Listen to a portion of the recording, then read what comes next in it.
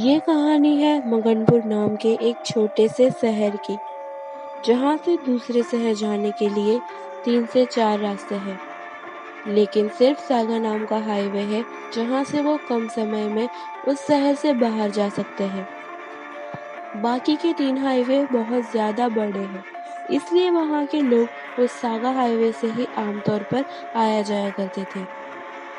लेकिन वहाँ के लोग रात 7 बजे बाद कभी भी उस रास्ते से नहीं गुजरते थे, क्योंकि शाम 7 बजे बाद जो भी उस हाईवे से निकलता वो कभी भी लौट कर नहीं आता और ना ही उनकी कोई खबर उन्हें मिलती।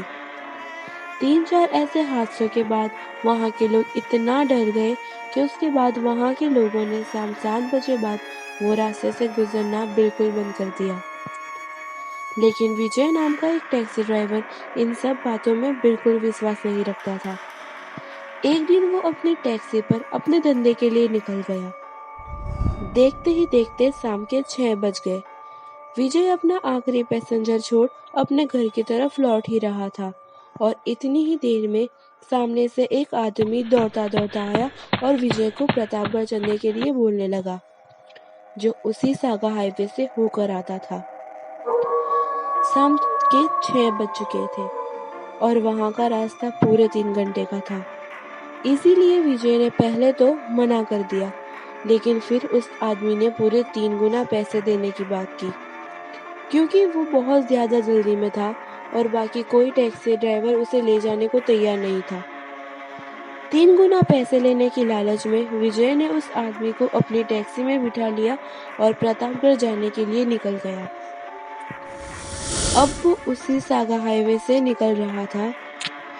देखते देखते 8 बज गए। हाईवे के चारों ओर सिर्फ अंधेरा ही था। वहां एक भी लाइट का थंबा तक नहीं था। सिर्फ टैक्सी की लाइट की रोशनी के अलावा वहां पर और कुछ नहीं दिखाई दे रहा था। विजय सिर्फ उसी रोशनी के सहारे आगे बढ़ रहा था और ऐसे ही देखते देखते 4-5 घंटे निकल जाते हैं, लेकिन वो हाईवे खत्म होने का नाम ही नहीं ले रहा था। विजय बार बार उस पैसेंजर से पूछता है, और कितनी दूर है? पिछले 5-6 घंटे हो गए, लेकिन आपका स्टॉप आ ही नहीं रहा।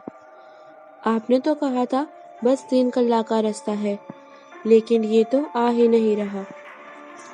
लेकिन वो पैसेंजर उसका कोई आंसर नहीं देता और विजय बस अपनी टैक्सी चलाता ही रहता है। और इतनी ही देर में विजय को आगे एक छोटी सी झुपड़ी दिखाई देती है, जिसके बाहर 2 लड़कियां उससे लिफ्ट मांग रही थी। दूर दूर तक कोई दूसरी गाड़ी दिख तक नहीं रही थी। इसीलिए पीछे बैठे हुए पैसेंजर विजय को उन दोनों लड़कियों को अपनी टैक्सी में बिठाने के लिए कहने लगा और विजय भी उन दोनों लड़कियों को अपनी गाड़ी में बिठा लेता है। विजय उन दोनों लड़कियों को अपने साथ लेकर आगे निकल पड़ता है, लेकिन उसे अंदर ही अंदर बहुत घुटन हो रही थी। वो दोनों लड़कियां दिखने में बहुत ज्यादा अजीब थी।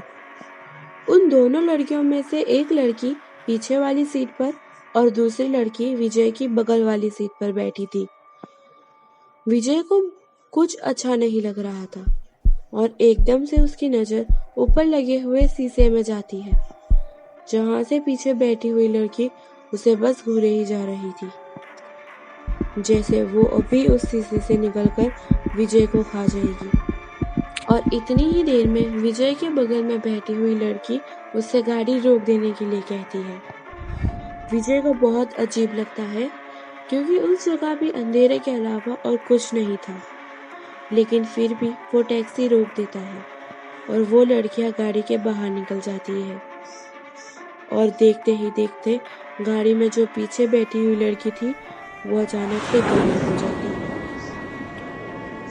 विजय अब बहुत ज्यादा डर चुका था। वो दूसरी लड़की से घबराते हुए पूछता है कि वो लड़की कहाँ गई, लेकिन वो दूसरी लड़की उसका कोई जवाब नहीं देती और फिर जोर जोर से हंसने लगती है और धीरे धीरे अपने पैर की ओर इशारा करती है। विजय जैसे ही नीचे देखता है वो एकदम सुन्न पड़ जाता है। उस लड़की के दोनों पैर उल्टे थे। विजय और कुछ कर पाता उससे पहले वो अपने चुड़ैल वाले रूप में आ गई और अपने डरावनी आवाज में पीछे देखने के लिए कहने लगी। विजय ने जैसे ही पीछे देखा वो डर से फड़फड़ा उठा। उसने देखा जो पीछे पैसेंजर था उसकी आधी बॉडी कोई खा चुका था और पूरी टैक्सी में खून ही खून था। विजय इतना डर चुका था कि उसकी बॉडी पूरी तरह से सून पड़ गई थी। विजय और कुछ कर पाता उससे पहले एक बड़ा सा ट्रक जोर से उसकी गाड़ी में आके टकरा जाता है और वो बेहोश हो जाती है। उसकी आंख सुबह सीधे अस्पताल में खुली। वहां के डॉक्टर ने उसे बताया कि वो सुबह अपनी गाड़ी में बेहोशी की हालत में मिला था और वहां उसके अलावा और कोई नहीं था। तब विजय ने एक्सीडेंट और उस ट्रक के बारे में पूछा। तब उसे पता चला कि वहां ना किसी के होने के सबूत थे और ना ही उसकी गाड़ी का कोई एक्सीडेंट हुआ था, जबकि विजय को पता था कि उसका ऐसा एक्सीडेंट हुआ था कि लगभग ही कोई उससे बच पाता। विजय कुछ समझ नहीं पा रहा था कि उसके साथ क्या हो रहा है और वो उसी के बारे में सोच सोचकर पूरी तरह से पागल हो गया। और मगनपुर शहर के लोगों के दिलों में उस हाईवे का खौफ और ज्यादा बढ़ गया।